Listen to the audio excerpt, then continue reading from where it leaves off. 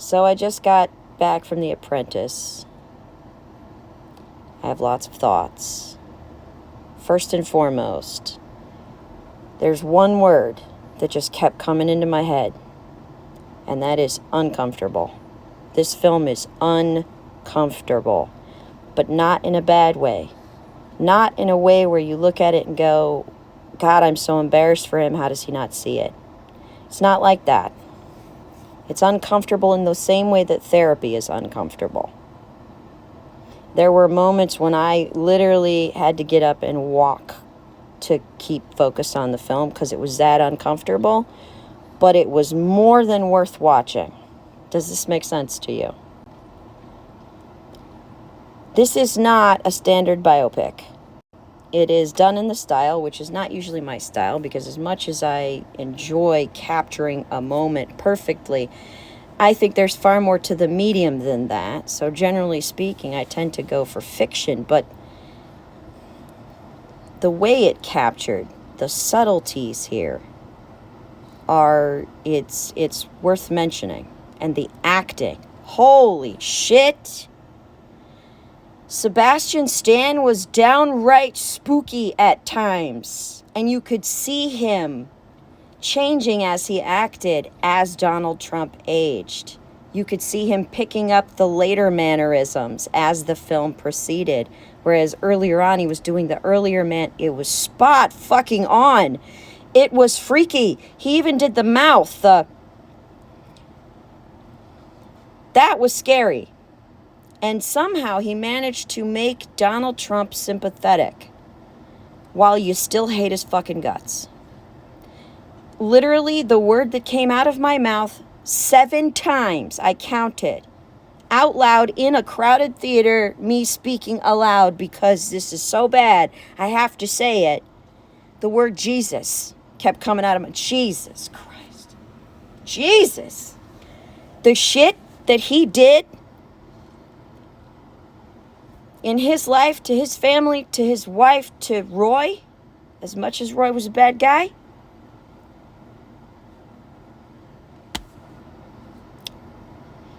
it is a perfect study of the destruction of 2 human beings and how their working together destroyed both of them. And it is, if Jeremy Strong does not win an Oscar as Best Supporting Actor, I swear to Christ, there's no point to give them out anymore. Because the movie was about him. The movie was not about Donald Trump. Donald Trump was almost like an extension of Roy Cohn in this film. And it is quite clear that Roy Cohn was in love with Donald Trump. He was obsessed with him. That's why he did what he did. He had a crush on Donald Trump. I don't know how Sebastian Stan did it, but he somehow managed to make Donald Trump's emotions complex while perfectly capturing the simplicity of Donald Trump's psyche. Does this make sense to you? He is not a complicated guy, but it was a complicated series of events that emotionally brought him to that. And somehow they captured it.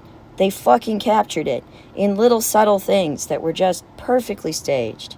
There were some great camera shots that did a lot of heavy lifting, and it was really good. This was not a comedy. You will not be laughing. You will be uncomfortable, squirming in your seat, and frequently saying, holy shit, Jesus Christ. Frequently. But I think that the young lady who played Ivana said it best in the film. He has no shame. And that is the purpose. As uncomfortable as you may feel sitting there watching it, that is part of the art. Because you know that the guy on screen has absolutely no care for the same things you care about. None whatsoever. That's the art. That's the representation right there. That's how Donald Trump makes us feel. If you haven't seen it yet, and you're a political junkie, if you're somebody who really wants to understand Donald Trump's brain or how he got this way, Go watch this movie. It picked up so much from Mary Trump's book. It got a really good vantage on his family. The death of his brother was just... The scenes with his brother were just very short, but so pithy. It was really well done. Like, I feel like I got a mental workout. Like, I feel better than I felt when I walked in. And yet, I just sat through 2 hours of absolute agony. How do I feel better about reality than I did going in? This doesn't make any sense. But that is, of course, the nature of the art form. Go see it. It's worth seeing. It should win an Academy Award. If only for encapsulating what it looks like when two monsters team up. And it has really serious consequences for the rest of humanity.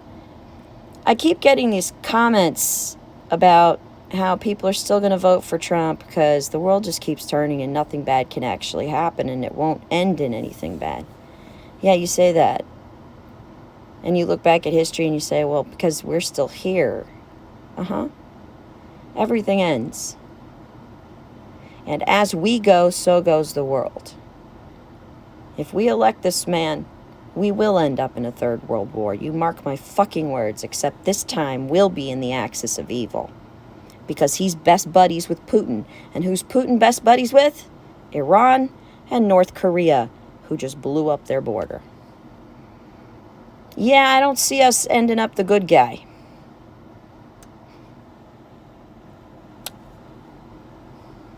It was worth the money. Go see it. Like I said, if Jeremy Strong does not win an award, I will be pissed as hell because that was masterful. I don't know how he did it, but he got the deadpan and the menace while also giving off the vibe of deep, churning, conflicted emotions underneath that. The last scene with Roy Cohn in it, to me, is the punchline of the film. That was the whole reason to see the film, is for the birthday scene.